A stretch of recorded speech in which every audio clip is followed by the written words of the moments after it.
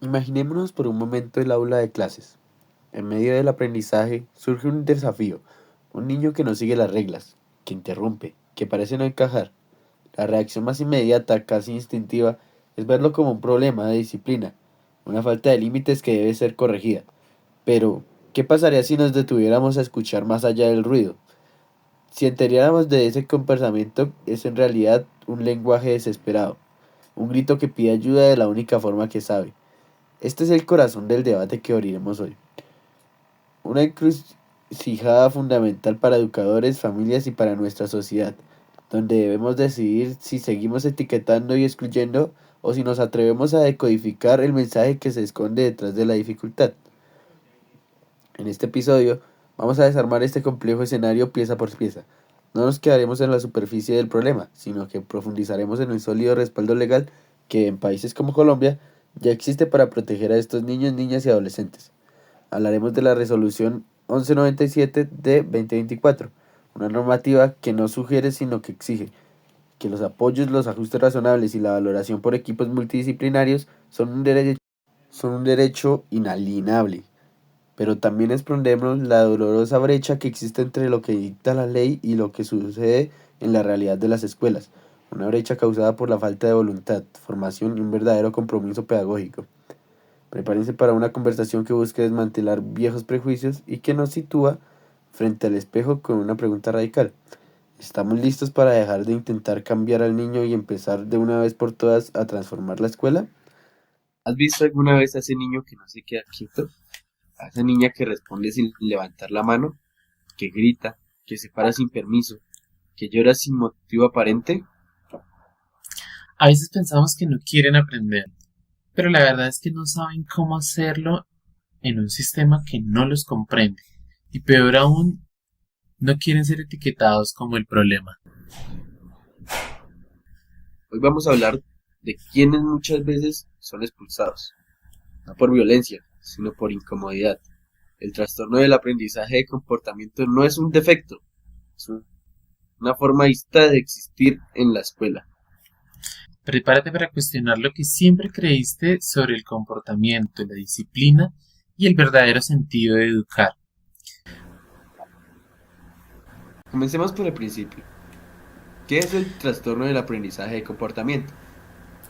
Cuando hablamos del trastorno de aprendizaje de comportamiento, nos referimos a estudiantes con dificultades emocionales y conductuales que interfieren con el aprendizaje. No es un diagnóstico único, es un conjunto de retos complejos. Pueden tener dificultades para controlar impulsos, expresar emociones o establecer relaciones sociales positivas. También presentan en ocasiones dificultades para seguir normas que otros estudiantes asimilan con facilidad. Y eso puede ser producto de muchas causas, antecedentes de trauma, ansiedad, problemas familiares, rechazo escolar o acoso. Cada caso es distinto, por eso más que etiquetas necesitamos comprensión profunda.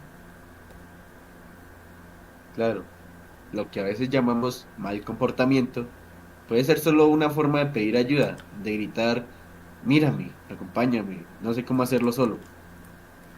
Y aquí es donde entra la educación inclusiva. En vez de castigar, acompañar, en vez de expulsar, transformar. ¿Y cómo se ve esto en la vida real? Es para esto y para ver cómo nuestros profesores en proceso de formación, les preguntamos a varios estudiantes de la licenciatura en física sobre cómo tratarían a un estudiante con trastorno del aprendizaje de comportamiento en un aula de clase. Bueno, buenas tardes.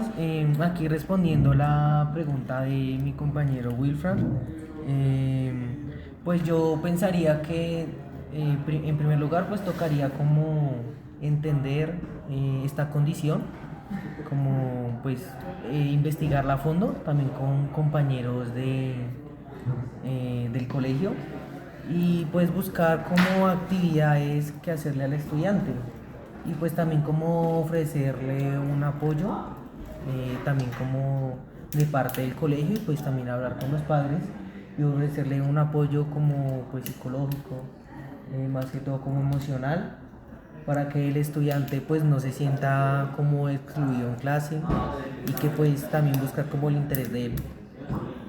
Ya.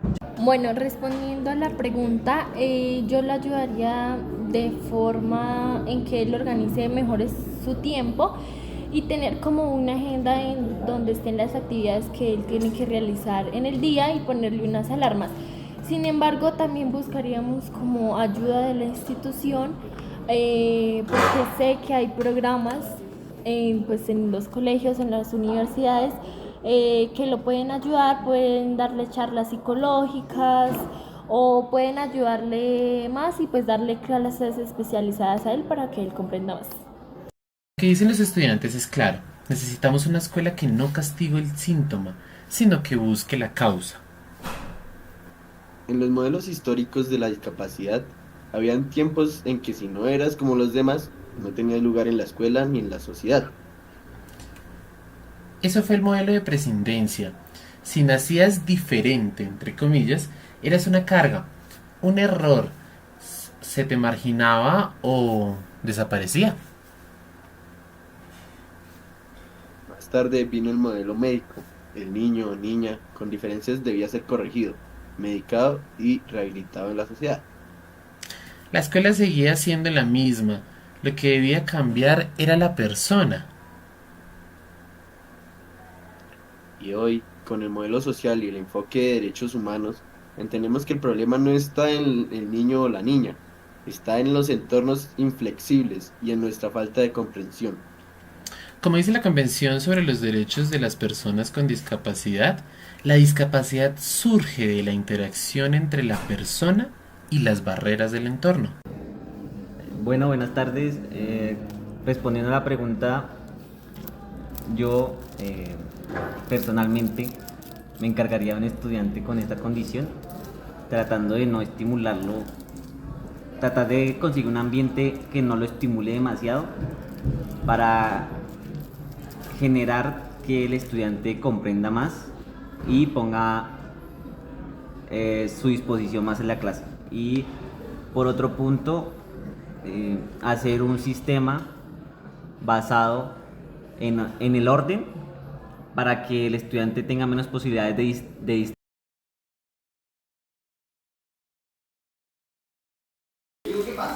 Desde mi perspectiva del caso de la pregunta, pues primero que todo tenemos que estudiar el caso en particular del estudiante que tiene esta condición, estudiarlo junto a mis compañeros docentes para averiguar las características que tiene dicho estudiante y asimismo poder enfocarse en el tipo de actividades que se le va a poner. En este caso particular, por ejemplo en la enseñanza de la física, vamos a hablar de cosas que basadas en los gustos también del niño que puedan llamar la atención, llevarlo a tener una mejor perspectiva de la clase. Muchas gracias. Claro, y no solo se trata de tecnología o de reformas, se trata de humanidad, de autonomía. Por eso también quisimos escuchar a una docente de la licenciatura que ha trabajado con estudiantes con TDAH y quisiera que escuchemos con atención lo que nos dice la profe. Depende de su condición. En este caso, de esta asignatura, pues era un estudiante más bien pasivo, porque yo también sé de otro que es un conocido que tiene ese síndrome y este sí salta, brinca, va, viene y si se aburrió se metió allá debajo de la mesa y ¿quién lo va a sacar de allá? Entonces, digamos que es que esos estudiantes son particulares. O sea, yo no puedo generalizar cómo voy a tratar a un estudiante con TDAH, sino cómo voy a tratar a Juanito que tiene TDAH y está en mi clase. Entonces, así lo haría yo. O sea, lo recibo con esa condición, alguien me lo tiene que presentar, ¿sí? Porque es un estudiante que seguramente si está aquí en la licenciatura, es un estudiante que viene con un proceso de seguimiento. Entonces me lo tienen que presentar y me tienen que decir sus condiciones son estas, estas y estas y los parámetros que hay que tener en cuenta con él son estos. y bajo esos criterios, entonces yo ya voy a estar pendiente de él en clase. Eso fue lo que hice este semestre, porque es el único estudiante que me han presentado con esa condición. El otro estudiante que te digo de práctica docente fue que en la interacción que él me dijo, o sea, yo me comporto así, porque es que yo tengo el síndrome. Entonces ahí yo empecé a entenderlo, pero pues ya ahí no había tampoco ya, en esa asignatura pues ya yo no tenía tampoco mucha injerencia, ¿no? Porque pues era diferente una práctica docente a tener una mecánica clásica, ¿sí? Donde en mecánica clásica estoy formando y en el otro, aunque también estoy formando, ya está en un nivel mucho más alto y ya es una persona más autónoma. ¿Pero tú crees que eso afecta de pronto el proceso cuando ya esa persona ejerce como docente? Definitivamente. Pues, claro, porque eso hace parte de su personalidad. Entonces ya cuando él se enfrente a un grupo de estudiantes, si no tiene, por ejemplo, suficiente autocontrol, el que se va a salir del salón es él. Entonces, o sea, no va a lograr un dominio de grupo. O sea, si él no tiene autocontrol, fácilmente lo van a sacar de casillas. Bueno, otra cosa es, ¿cómo crees que influye el bienestar institucional en estos casos? O sea, ¿sí sirve, si hay un buen apoyo? Es fundamental porque ellos son los que están haciendo el seguimiento, ellos son los que conocen el caso, ellos sí conocen realmente la historia clínica. Entonces, ellos son los que dan esos parámetros que uno como docente va a tener en cuenta. Porque yo no soy médica, yo no tengo esa formación profesional, entonces pues yo no puedo ni diagnosticar ni tampoco ir a hacer un proceso de terapia con el estudiante, ¿no? Pues yo parto de los parámetros que me dan y lo adecuo al ambiente, porque tampoco puedo hacer una clase personalizada, porque yo lo tengo a él en medio de 20, 24 estudiantes. Entonces, claro, bienestar es fundamental porque ellos son los que te van a dar los parámetros y los que te van a hacer el seguimiento y los que van a estar acompañando todo el proceso. Y bueno, otra pregunta es como, ¿qué herramientas tratas de manejar con una persona que tenga esa condición? Necesita mayor atención, ¿sí? Entonces, una vez yo sé que tengo un estudiante bajo esa condición, es un estudiante del cual yo estoy más pendiente, estoy pasando a revisar qué está haciendo, estoy mirando con más cuidado los parciales, porque no es lo mismo revisar ese parcial a revisar el de cualquier otro estudiante.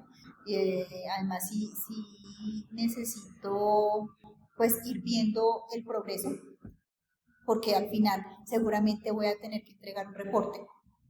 Entonces, pues no lo puedo tener ahí como uno más, sino que al final tengo que decir el qué hizo, cómo lo hizo, estuvo o no estuvo, merece o no merece.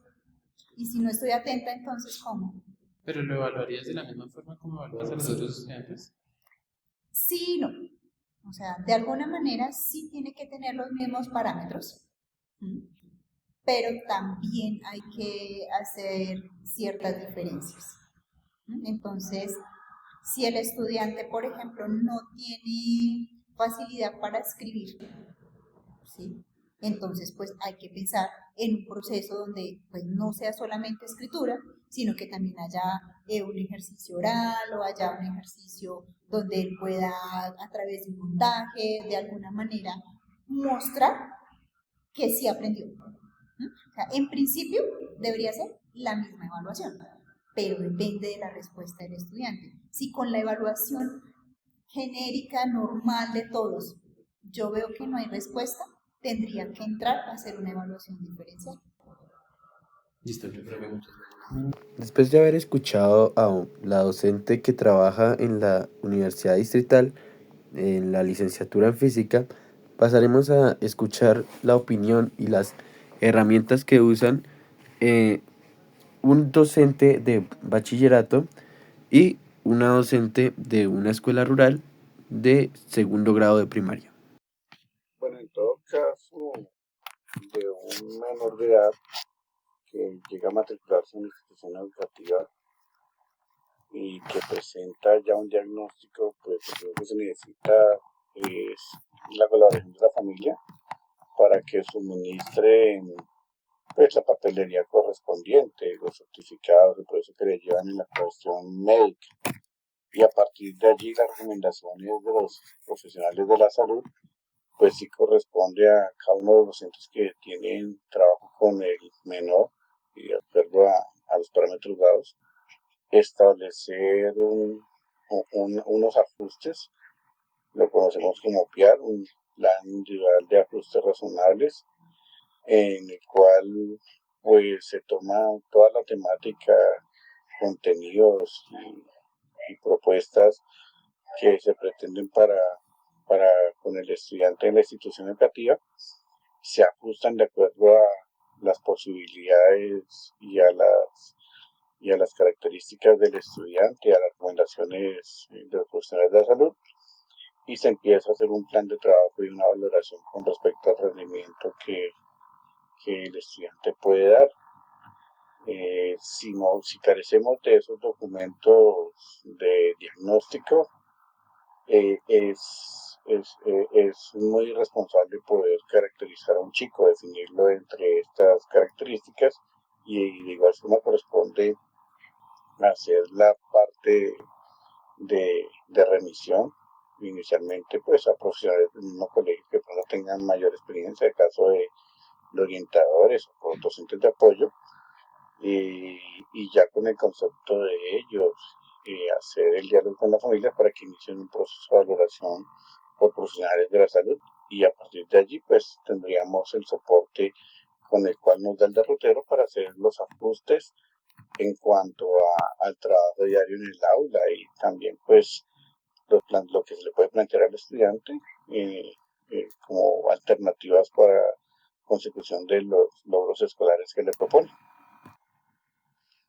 Buen día, soy docente de grado segundo este año 2025 en una sede rural frente a los trastornos de aprendizaje en los estudiantes. Durante estos años pues, de experiencia como docente, lo que puedo observar en los estudiantes cuando hay una dificultad en los procesos lectoescritores, matemáticos, de déficit de atención, de hiperactividad, pues generalmente uno como docente observa y analiza pues algunas dificultades que tienen los estudiantes en el aula, y a partir de ello pues se realiza un diálogo con el orientador o orientadora y el profesional que haya de inclusión para la institución, planteándole pues las dificultades que uno observa como maestro.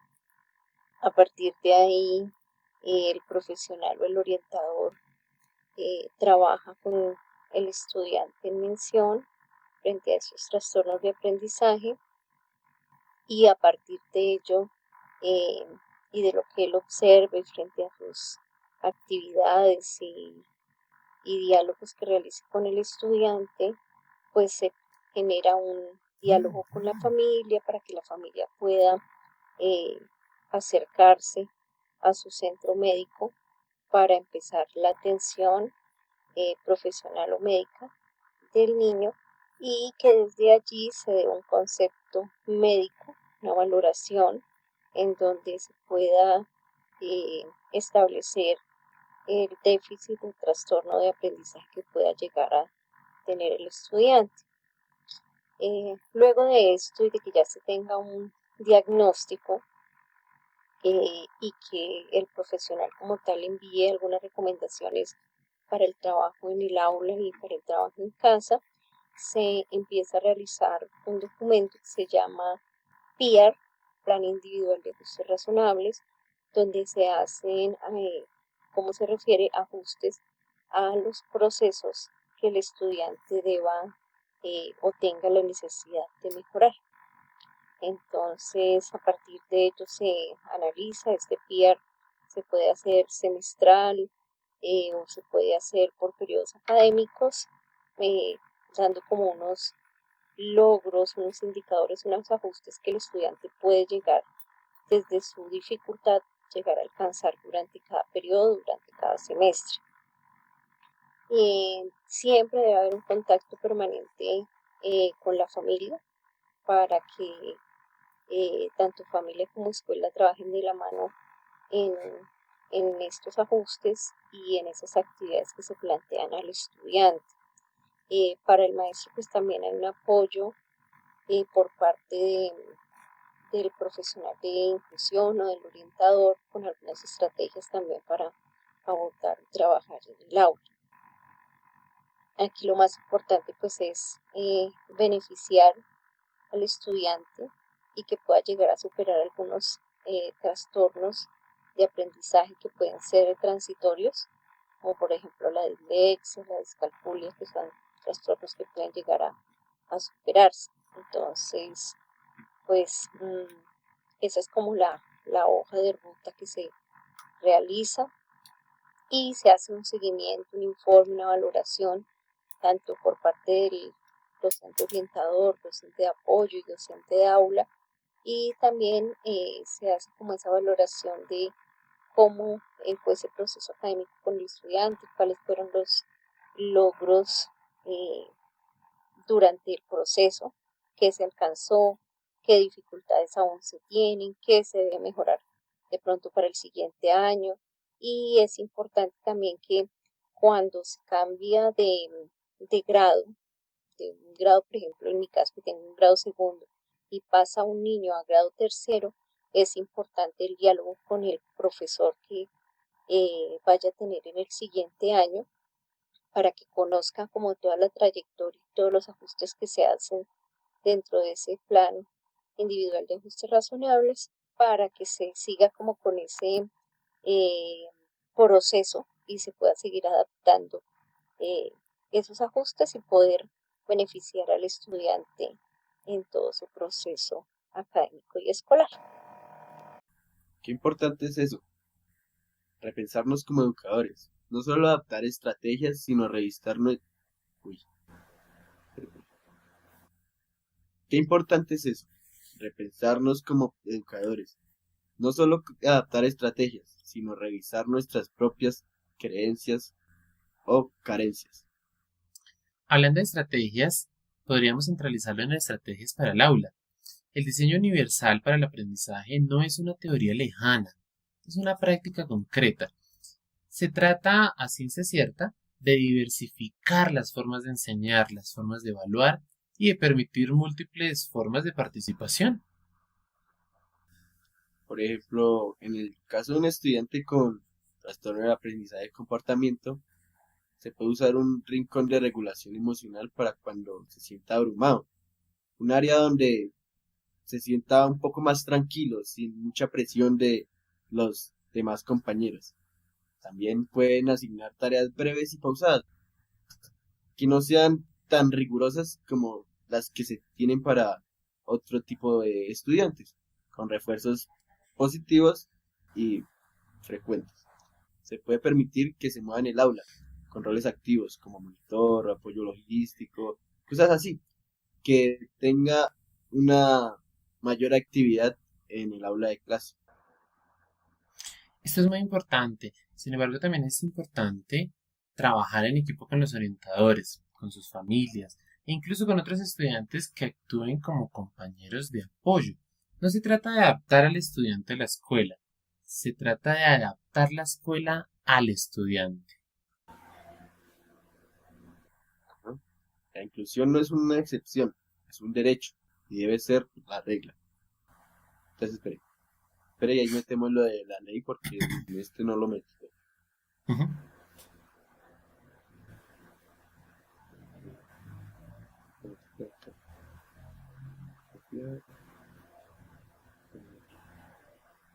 Listo. Continúo yo. Pero, ¿y qué dice la ley? ¿Realmente hay un respaldo para garantizar que estos niños y niñas tengan un lugar en la escuela? Claro que sí. La resolución 1197 del 2024 en Colombia establece el procedimiento para la centrificación de discapacidad, pero pues también resalta que los apoyos y ajustes razonables y la valoración de las necesidades de cada estudiante no son opcionales, son un derecho. ¿Pero qué incluye eso? Bueno, en este caso, el Estado debe asegurar equipos multidisciplinarios para valorar, acompañar y reconocer a estudiantes con necesidades de apoyo como quienes presentan trastornos del comportamiento y que las escuelas deben estar listas para responder. Entonces, pues, si la ley lo dice, ¿qué esperamos para hacer esto realidad? Bueno, la normativa está. Falta voluntad, falta un poco más de formación y un poco más de compromiso pedagógico. Pero ya dimos un paso y es reconocer que esto es un asunto de derechos humanos, no de disciplina escolar. Exacto. El comportamiento es un lenguaje y quien grita a veces solo necesita ser escuchado. La educación inclusiva es el acto de resistencia más poderoso, porque apuesta por el otro, incluso cuando no entendemos su forma de estar en el mundo. Claro, pues no se trata de cambiar al niño ni a la persona, se trata de transformar la escuela. Porque en cada gesto desafiante hay una historia que grita "no me sueltes".